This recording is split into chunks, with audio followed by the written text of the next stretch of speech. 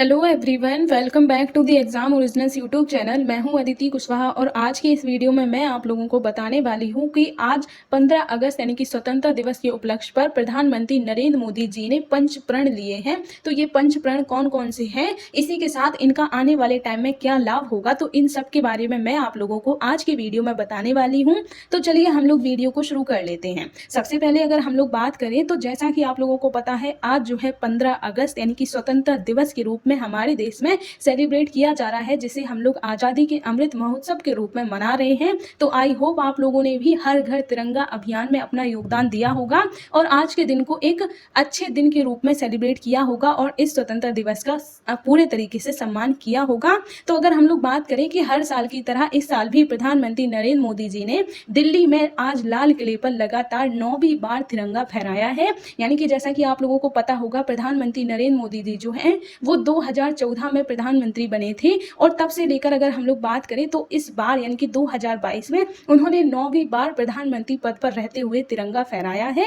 तो इस साल उन्होंने जब 2022 का जो स्वतंत्रता दिवस मनाया जा रहा है, इस टाइम जब उन्होंने तिरंगा फहराया तो उन्होंने लगभग 82 मिनट का स्पीच भी दिया, जिसमें उन्होंने कई सारे प्रमुख मुद्दे सामने रखे, जिसमें जो हमारे स्वतंत्रता सेनानी हैं उनके बारे में उन्होंने बातचीत की। इसके अलावा लिंग समानता यानी कि जेंडर इक्वलिटी के ऊपर बात की। इसके अलावा 5G टेक्नोलॉजी जैसे और भी कई सारे मुद्दों पर उन्होंने अपने विचार प्रकट किए हैं। अब अगर हम लोग बात करें कि प्रधानमंत्री जी ने जो भी स्पीच दी है इस स्वतंत्रता दिवस के अवसर पर, उसमें जो उन्होंने 2016 में स्पीच दी थी वो उनकी सबसे लंबी स्पीच मानी जाती है, जो उन्होंने 94 मिनट तक की स्पीच दी थी। तो इस बार उन्होंने 82 मिनट की स्पीच दी थी। तो जो उनकी सबसे लंबी स्पीच मानी जाती है वो 2016 की मानी जाती है। इसके अलावा अगर हम लोग आज के बारे में बात करें तो उन्होंने आज देश को संबोधित करते हुए कहा है कि आने वाले वर्षों में हमें पंच प्रण पर ध्यान देना होगा। यानी कि आज के दिन प्रधानमंत्री जी ने अगले 25 वर्षों या फिर हम लोग कहीं आगे के जो हमारे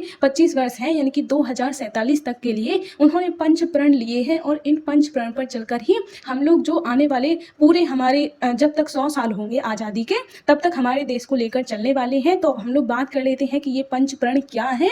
तो सबसे पहला जो प्रण उन्होंने लिया है वो ये है कि विकसित भारत बनाना होगा। हमें बड़े संकल्पों और संकल्प के साथ आगे बढ़ना होगा। यानी कि उन्होंने जो अपना पहला प्रण लिया है वो ये है कि हमारी कंट्री जो है वो अभी एक विकासशील यानी कि डेवलपिंग कंट्री है, लेकिन उनका ये लक्ष्य है कि आने वाले जो 25 साल हैं उनमें हमें अपने देश को विकासशील देश से विकसित यानी कि एक डेवलप्ड कंट्री बनाना होगा, जैसे कि अमेरिका है, जैसे कि रसिया है, इसी तरीके की और भी जो कंट्री डेवलप्ड कंट्रीज के अंदर आती हैं, तो उन्हीं की तरह हमें भी अपनी कंट्री को एक डेवलप्ड कंट्री बनाना है और इसके लिए हम सबको मिलकर संकल्प लेना होगा। इसके अलावा उन्होंने जो दूसरा प्रण लिया है वो ये है कि हमें दास्ता के सभी निशान जो हैं उन्हें मिटा देना चाहिए। अगर हमारे दिल में किसी भी कोने में, हमारे मन के भीतर अगर गुलामी का एक भी अंश हो तो उसे किसी भी हालत में बचने नहीं देना है। यानी कि उनका कहना है कि हम लोग अब आज़ाद हो चुके हैं, आज़ादी के लगभग 75 वर्ष पूरे हो चुके हैं, हम लोग आज़ादी का अमृत महोत्सव मना रहे हैं। तो ऐसे में हमारी कंट्री का कोई भी पर्सन, चाहे वो कोई भी व्यक्ति क्यों ना हो,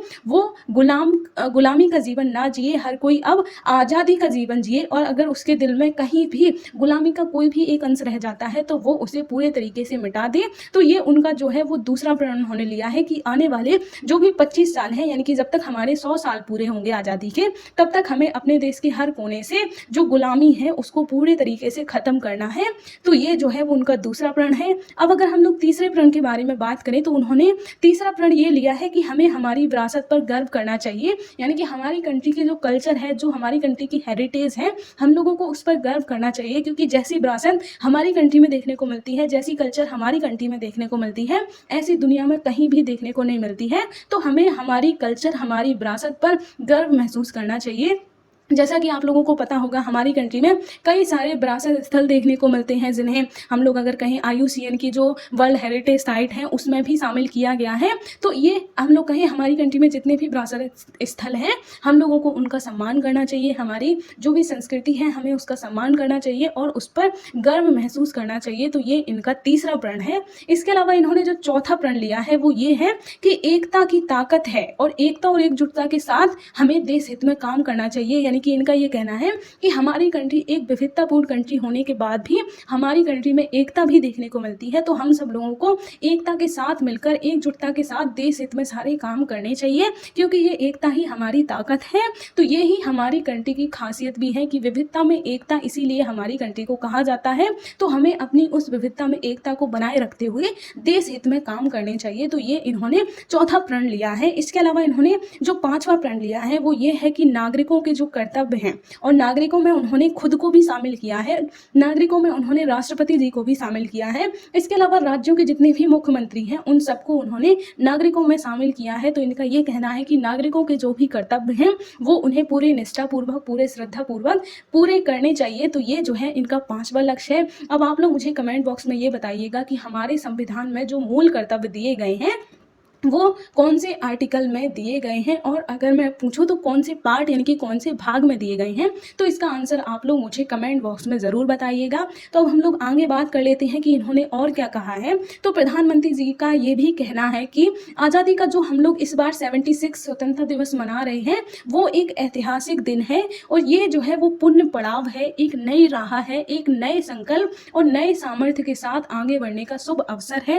यानी कि इनका ये कहना है कि हम लोग जो है वो इस साल यानी कि 2022 में पूरे 75 वर्ष पूरे कर चुके हैं और 76वां स्वतंत्रता दिवस मना रहे हैं। तो ये एक ऐतिहासिक पड़ाव के रूप में इन्होंने लिया है, जिसे हम लोग कहें तो हमें इसको एक नई राह, एक नए संकल्प और नए सामर्थ्य के साथ बढ़ाने का एक शुभ अवसर के रूप में देखना चाहिए, और आने वाले जो 25 साल हैं उनका हमें पूरा उपयोग करके अपने देश को एक नए मुकाम पर ले जाना चाहिए। तो ये भी इनका कहना है। इसके अलावा उन्होंने ये भी कहा है कि हमने जो पंच प्रण लिए हैं उन्हें हमें 2047 तक लेकर चलना है, जब आज़ादी के 100 साल होंगे। आज़ादी के दीवानों के सारे सपने पूरा करने का जिम्मा उठाकर हमें चलना है। तो ये जो है प्रधानमंत्री नरेंद्र मोदी जी का कहना है।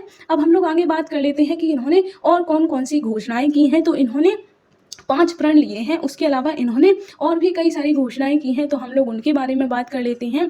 तो इनका जो कहना है वो ये है कि जय जवान जय किसान के साथ अब हमें जय अनुसंधान पर भी जोर देना चाहिए। यानी कि इन्होंने ये कहा है कि लाल बहादुर शास्त्री ने जय जवान जय किसान का नारा दिया था, उसके बाद अटल बिहारी वाजपेयी ने इसमें जय विज्ञान जोड़ा था, और अब हमें इसमें जय अनुसंधान जोड़ने का समय आ गया है।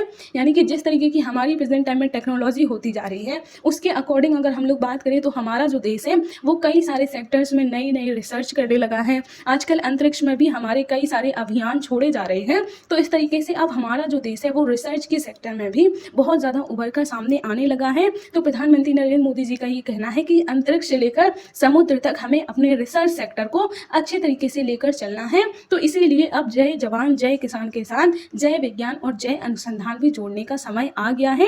तो ये भी इनका एक प्रमुख नारा है। तो इसके बारे में आप लोग जरूर याद रखिएगा। इसके अलावा हम लोग बात करें कि उन्होंने नारी सम्मान पर विशेष जोर दिया है। यानी कि इनका ये कहना है कि देश में हर हाल में नारी या फिर जो महिलाएं हैं उनका सम्मान किया जाना चाहिए, क्योंकि देश के विकास के लिए नारी का सम्मान बहुत जरूरी है।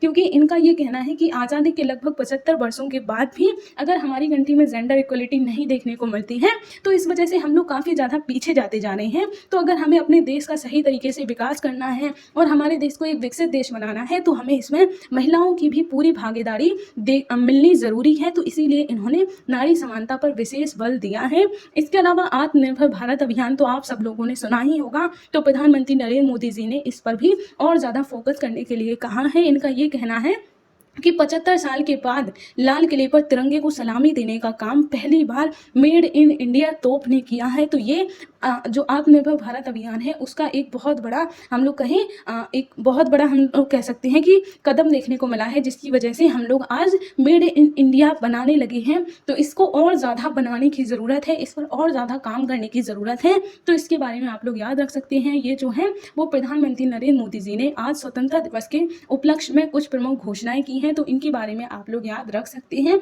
आने वाले जितने भी एग्जाम्स हैं उनमें इनसे सवाल जरूर पूछे जा सकते हैं। तो इनके बारे में आप लोग जरूर याद रखिएगा। तो वीडियो को हम यहीं तक रखते हैं। वीडियो कैसा लगा ये कमेंट बॉक्स में ज़रूर बताइएगा। इसके अलावा आप लोग हमारे और भी कोर्सेज ज्वाइन कर सकते हैं, जैसे कि हमारे यहाँ आप लोगों को MPPSC का पूरा सिलेबस, इसके अलावा MPPSC प्री और मेंस का स्टडी मटेरियल, प्री और मेंस की टेस्ट सीरीज, CSET और NCERT का सिलेबस, इसके अलावा MPSI और पटवारी का भी पूरा सिलेबस देखने को मिल जाता है।